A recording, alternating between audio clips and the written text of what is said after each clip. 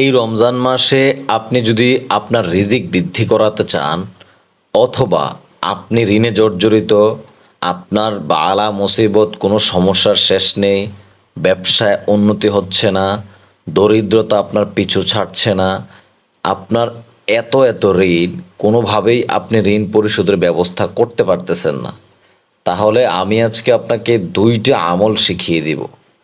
যে আমলগুলো যদি আপনি এই রমজান মাসে করেন, ইনশাআল্লাহ আল্লাহ তাআলা আপনার রিজিক বৃদ্ধি করে দিবেন এবং আপনার দরিদ্রতা দূর করে দিবেন।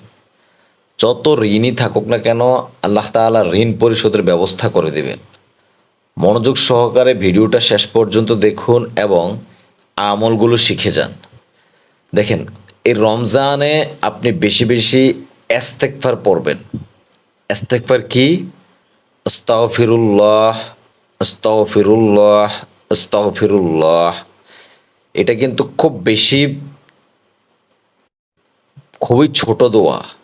পৃথিবীর মাঝে আল্লাহর কাছে ক্ষমা প্রার্থনায় কত যে শান্তি ও সুখ পাওয়া যায়, এইটা আপনি আমল করলেই বুঝতে পারবেন। হজরত আব্দুল্লাহ ইবনে আব্বাস রাদিয়াল্লাহু তাআলা থেকে বর্ণিত, রাসূল সাল্লাল্লাহু আলাইহি ওয়াসাল্লাম বলেন, যদি কেউ বেশি বেশি আল্লাহর কাছে ক্ষমা চায়, আল্লাহ তাআলা তাকে সকল প্রকার দুর্দশা থেকে মুক্তি করে দেন, হতাশা ও দুশ্চিন্তা থেকে পরিত্রাণ দান করেন, তাকে এমন উৎস থেকে রিজিক দান করেন যা সে কল্পনাও করতে পারে না। আবু দাউদ শরীফের হাদিস। তাহলে প্রথমটা হচ্ছে ইস্তেগফার পড়া। এই ইস্তেগফারটা পড়বেন বেশি বেশি। দ্বিতীয় নাম্বার যে আমলটা, এটা করবেন ইফতারের আগে, প্রত্যেক দিন ইফতারের আগে। তবে আল্লাহ তাআলার উপর পরিপূর্ণ বিশ্বাস রেখে, পরিপূর্ণ আস্থা রেখে আমলটা করে যাবেন। পুরো রমজান মাস জুড়ে আমল করবেন। দেখেন, আপনি যদি আমল না করেন, আল্লাহ তাআলার কাছে নেকওয়ালি বাক্যে না বলেন, তাহলে অবশ্যই উনি দিবেন না আপনাকে। তার জন্য আপনাকে দোয়া করতে হবে, আমল করতে হবে। এক হাদিসে রাসূল সাল্লাল্লাহু আলাইহি ওয়াসাল্লাম বলেন, যে ব্যক্তি তার পাপাচারের জন্য ইস্তেগফারের মাধ্যমে নিয়মিত আল্লাহ তাআলার কাছে ক্ষমা চাইবে, আল্লাহ তাআলা তার দরিদ্রতা গুছিয়ে দেবেন, তাকে সব বিপদ আপদ থেকে রক্ষা করে সচ্ছলতা ও নিরাপত্তা দান করবেন। সে আল্লাহর রহমতে এমন উৎস থেকে রিজিক প্রাপ্ত হবে যা সে চিন্তাও করতে পারেনি। প্রিয় দিনী ভাই ও বোন, ছোট্ট একটা অনুরোধ থাকবে আপনার কাছে। আমাদের এই জীবনে, সবার জীবনেই অভাব অনটন আছে, দরিদ্রতা আছে। সুতরাং সবাইকে শেয়ার দিয়ে দেখার সুযোগ করে দেন। আমি আশা করব আপনি 15 থেকে 20 জনকে শেয়ার করে দিয়ে দেখার সুযোগ করে দিবেন।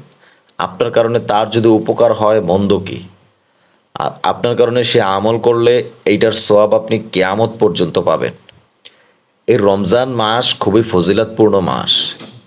এই মাসে আল্লাহ তাআলা অসংখ্য বান্দাদেরকে ক্ষমা করে দেন এবং জাহান্নাম থেকে মুক্তি দেন, জান্নাতে প্রেরণ করেন। আপনার জীবনের যতই পাপই হোক না কেন, যত গুনাহই আপনি করেন না কেন, এই রমজান মাসে যদি আপনি আল্লাহ তাআলার কাছে পরিপূর্ণ ইবাদতটা করে মাফ চাইতে পারেন, পানাহ চাইতে পারেন, ইনশাআল্লাহ আল্লাহ তাআলা অবশ্যই মাফ করে দিবেন। হাদিসে এসেছে, রাসূল সাল্লাল্লাহু আলাইহি ওয়াসাল্লাম বলেছেন, ওই ব্যক্তি ধ্বংস হোক যে রমজান মাস পাওয়ার পরও তার গুনাহগুলি মাফ করাইতে পারল না। একটু চিন্তা করেন, আপনি কি এমন আমল করেন যার কারণে এই রমজান মাসে, এই রোজার উসিলায়, রহমতের মাসের উসিলায় আল্লাহ তাআলা আপনার জীবনের সকল গুনাহগুলি মাফ করে দিবেন। প্রিয় দিনী ভাই ও বোন, পরিপূর্ণ ইখলাসের সাথে রমজানের প্রত্যেকটা রোজা রাখার চেষ্টা করেন এবং যা যা নিয়মকানুন আছে এগুলো মেনে রোজা রাখার চেষ্টা করেন। সারাদিন না খেয়ে উপাস থাকার নাম কিন্তু রোজা নয়। তার জন্য ইখলাস থাকতে হবে, নিয়ম মানতে হবে, নামাজ আদায় করতে হবে, তাহলেই আপনার রোজাটা পরিপূর্ণতা পাবে। রাসূল সাল্লাল্লাহু আলাইহি ওয়াসাল্লাম বলেন, মানুষ তার পাপের জন্যই তার রিজিক থেকে বঞ্চিত হয়। আর এই পাপ আপনি যদি এই মাসে ক্ষমা করাইতে না পারেন, আপনার রিজিক থেকেও আপনি বঞ্চিত হয়ে যাবেন। কয়েকটা কাজ এই মাসে বেশি বেশি করার চেষ্টা করেন। এক নম্বরে দান সৎকাহ বেশি বেশি করেন। দান সৎকার মাধ্যমে আল্লাহ তাআলা রিজিক বাড়িয়ে দেন। কল্যাণকর কাজে নিজেকে নিযুক্ত করেন যতটুকু পারেন। আত্মীয়তার সম্পর্কটা বজায় রাখেন, তাদের খোঁজ খবর নেওয়ার চেষ্টা করেন।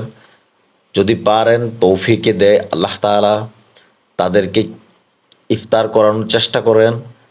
যদি পারেন দান সৎকাহ করার চেষ্টা করেন। বেশি বেশি নফল ইবাদত করার চেষ্টা করেন। আপনি যদি এই মাসে নফল ইবাদত করেন ফরজের সমান অন্যান্য মাসের, সুতরাং কতটা ফজিলতপূর্ণ মাস বুঝতেই পারতেছেন। সারাদিন তওবা ইস্তেগফার পড়ার চেষ্টা করেন, নিজেকে এগুলোর সাথে কানেক্টেড রাখেন। দেখেন, হাদিসে এসেছে, হজরত আবু হুরায়রা রাদিয়াল্লাহু তাআলা আনহু বর্ণনা করেন, আমি রাসূল সাল্লাল্লাহু আলাইহি সাল্লামকে বলতে শুনেছি, আল্লাহর কসম, আমি প্রত্যহ আল্লাহর কাছে ৭০ বারেরও বেশি ইস্তেগফার ও তওবা পাঠ করে থাকি। বুখারী শরীফের হাদিস। এখন চিন্তা করেন, শ্রেষ্ঠ নবী, যার জীবনে কোনো পাপ নেই, গুনাহ নেই, ওই নবী যদি প্রত্যেকদিন ৭০ বার ইস্তেগফার পাঠ করে, তওবা করে, তাহলে আপনি আমি কতবার করি? আর আমাদের পাপের তো কোনো শেষই নাই, আমাদের কতবার করা উচিত? একটু চিন্তা করেন, অন্তরের অন্তঃস্থল থেকে একটু চিন্তা করেন। আমি ভিডিওটা দীর্ঘায়িত না করে কাঙ্ক্ষিত সেই দোয়াটা কি, রুজি বৃদ্ধির অথবা রিজিক বৃদ্ধির, সেই দোয়াটা বলতেছি, মন দিয়ে শোনেন। আল্লাহু লাতিফুম বিইবাদিহি ইয়ারযুকু মান ইয়াশাউ ওয়া হুয়াল কাবিয়্যুল আজিজ। একটু কঠিন বাংলাগুলা, উচ্চারণগুলো একটু কঠিন, তারপর একটু সময় নিয়ে প্রয়োজনে লাইক দিয়ে সেভ দিয়ে রাখুন, পড়েন, আমার সাথে সাথে একবার পড়েন। আল্লাহ লাতিফুম বিইবাদিহি ইয়ারযুকু মান ইয়াশাউ ওয়া হুয়াল কাবিয়্যুল আজিজ। দোয়াটা কখন পড়বেন?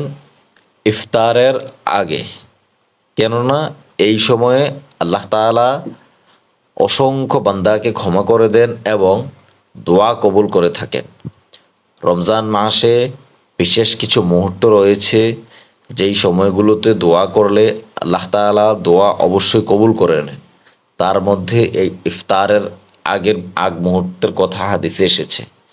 যেই কোনো দোয়া এই সময়ে করার চেষ্টা করেন, মোনাজাতে পারেন, হাত তুলে পারেন, হাত না তুলে পারেন, যেইভাবে সুযোগ হয় ওইভাবেই করার চেষ্টা করেন। ভালো থাকবেন। আসসালামু আলাইকুম ওয়া রাহমাতুল্লাহি ওয়া বারাকাতুহু।